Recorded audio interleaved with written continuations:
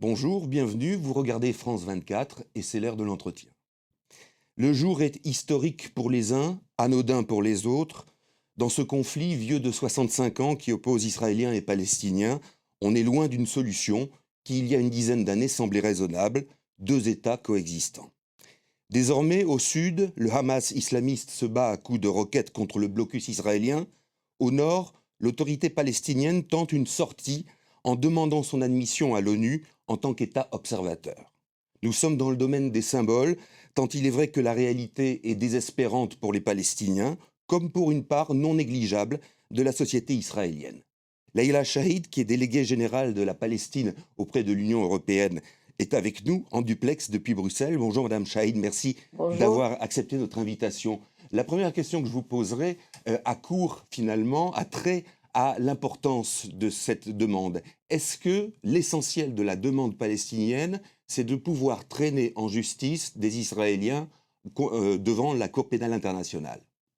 L'essentiel de cette demande, c'est de protéger les droits du peuple palestinien, le droit à l'autodétermination, le droit à la souveraineté, le droit à ce que les territoires palestiniens qui sont aujourd'hui menacés par l'extension des colonies restent des territoires où on peut faire notre État, le droit à notre capitale qui pratiquement a été annexée par Israël, assiégée par des colonies, le droit de nos réfugiés de revenir dans un État palestinien et il y a bien sûr dans ce statut d'observateur des droits accordés par les Nations Unies à tous les peuples du monde d'adhérer aux organismes des Nations Unies, mais aussi d'adhérer à la Cour pénale internationale et d'avoir recours à la Cour de justice.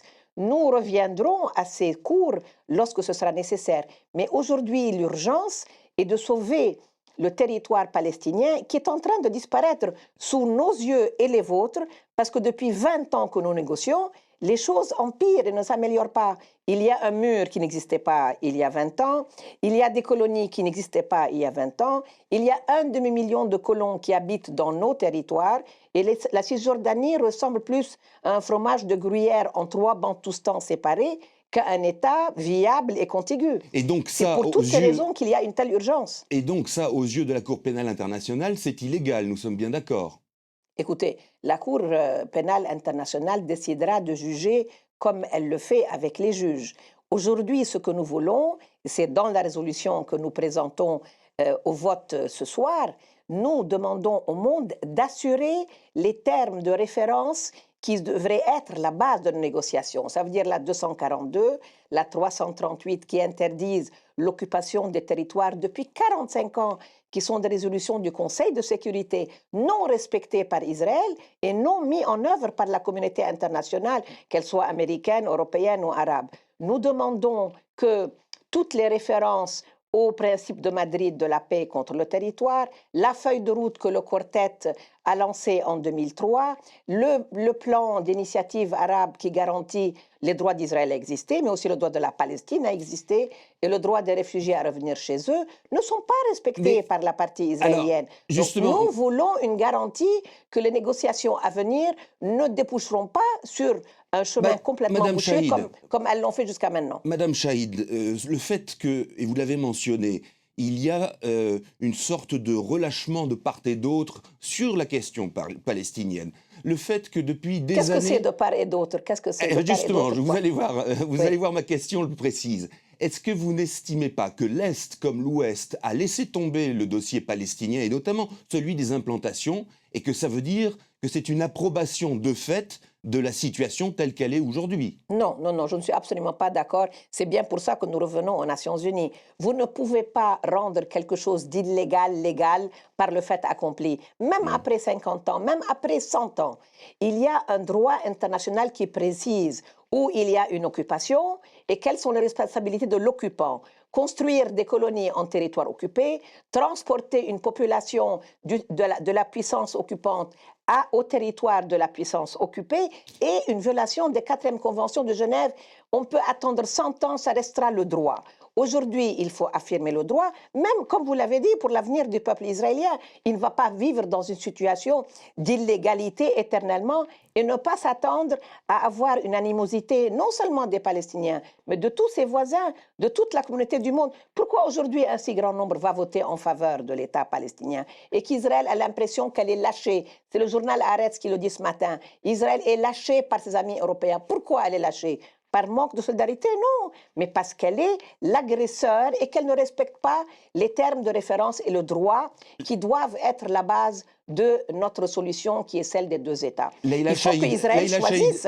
sur- Elle ne peut pas être mise sur le même plan on- que la population occupée. Leïla Chaïd, on a bien compris ce que vous vouliez dire. Je pense que maintenant, sur le plan politique interne palestinien, est-ce Oui. qu'il n'y a pas un problème avec le Hamas qui essaye de se pousser comme force, finalement, première Oui. de la résistance palestinienne? Et la démarche que vous faites, l'autorité palestinienne, est-ce que ce n'est pas un moyen de se remettre en selle comme vous pouvez? Que nous, on se remette en selle ou que Oui, Hamas se remette en non, selle? que vous remettiez en selle face à un Hamas Écoutez, qui devient de plus en plus puissant dans la écoutez, résistance palestinienne. Nous avons été élus par une population. L'OLP représente les Palestiniens depuis 1964. Elle Mais est le reconnue Hamas a comme été telle. élu également à Oui, Gaza. oui, oui, mais le Hamas ne fait pas partie de l'OLP. Mhm. Nous l'avons invité à faire partie de l'OLP. Le fait qu'aujourd'hui Hamas soutienne l'initiative du président Abbas et reconnaisse que l'État palestinien sera en Cisjordanie, à Gaza et à Jérusalem est quelque chose qui devrait vous réjouir, puisqu'ils vont vers la paix. Et moi, je pense qu'ils le font parce qu'ils ont très bien compris que s'ils veulent jouer le rôle politique que jouent les frères musulmans en Égypte ou en Tunisie ou ailleurs, il faut bien qu'ils rentrent dans la légalité internationale. Et c'est pour ça qu'ils le font. Nous n'avons aucune objection. Si Hamas accepte les résolutions de l'OLP, si elle intègre l'OLP, elle est la bienvenue parce qu'elle représente une partie de l'opinion palestinienne. Mais pour cela, il faudra une réconciliation. Et je crois que la tragédie de Gaza, il y a une semaine, a contribué à rapprocher le Fatah et le Hamas. Et j'espère que nous pourrons aller vers des élections démocratiques, parlementaires et présidentielles très vite. Pourquoi Washington, à votre avis, reste-t-il si silencieux dans ce dossier? Est-ce que, à votre avis, par exemple, le président Obama, lors de son premier mandat, avait été assez ferme vis-à-vis d'Israël? Oui, Ce n'est il a plus le essayé. cas. Et Oui. alors Mais il a eu qu'attendez-vous de une- lui? Est-ce qu'on peut attendre quelque chose du président des États-Unis, de l'administration américaine, pour la cause palestinienne? Oui, écoutez, je pense que ce n'est pas seulement pour la cause palestinienne, c'est aussi pour la survie d'Israël. Je pense que le président Obama n'a pas péché par manque d'intérêt. Il a montré dans son premier mandat, il a dit que le premier coup de fil qu'il a passé après son élection en 2008 était au président Abbas. Mais la vérité, c'est que c'est M. Netanyahou qui lui a mis une fin de non-recevoir sur la question des colonies, sur la question même, c'est le président Obama qui le premier a dit « Je voudrais voir la Palestine assise à l'Assemblée générale des Nations Unies l'année prochaine ». Qu'attendez-vous Il a bien des reculé. élections Et moi, législatives, justement? je pense que le deuxième mandat du président Obama lui donnera des chances, mais il faut qu'il accepte qu'il n'est pas seul dans la communauté internationale. Il faut que les Européens, il faut que les Arabes, il faut que les BRICS, tout ce qui fait l'Assemblée générale des Nations unies, participent avec lui à accompagner ce processus de paix s'il doit être plus sérieux que le passé, et il doit l'être parce Madame que ce processus Chaïd. n'a plus de crédibilité auprès de la population. Madame Chaïd. C'est pour ça qu'elle soutient le Hamas. Madame Chaïd, vous parliez de Benyamin Netanyahou. Est-ce Oui. que vous attendez quoi que ce soit des prochaines élections législatives en Israël ou d'un changement de pouvoir éventuel? Écoutez, c'est Ça pas prend à pas le nous. chemin, mais est-ce que Oui. vous attendez quelque chose de cela? Oui, écoutez, ce n'est pas à nous de choisir le Premier ministre ou les membres du Parlement israélien. C'est la démocratie israélienne qui est en charge d'elle-même, mais je ne peux pas ne pas regretter qu'aujourd'hui, la coalition que M. Netanyahou fait avec M. Lieberman est très inquiétante pour les Palestiniens, connaissant les positions de M. Lieberman. Elle est même inquiétante, je dirais, pour les citoyens israéliens.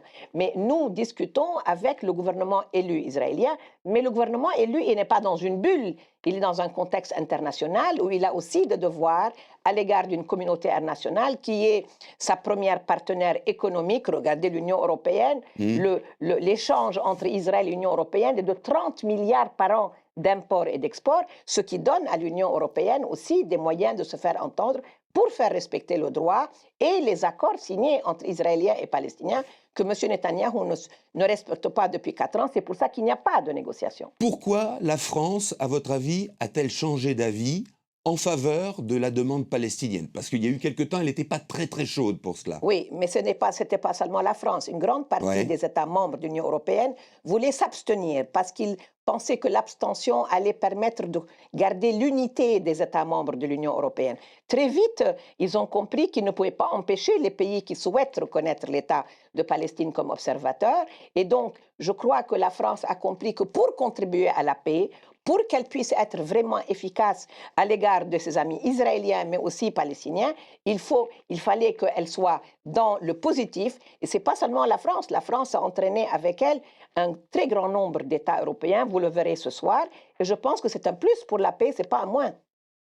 Merci infiniment, Madame Chahid, d'avoir été avec nous, donc en duplex depuis Bruxelles. Et vous le savez, quant à vous, chers téléspectateurs, que nous suivons de très près ce dossier israélo-palestinien. Merci de votre attention et à très bientôt.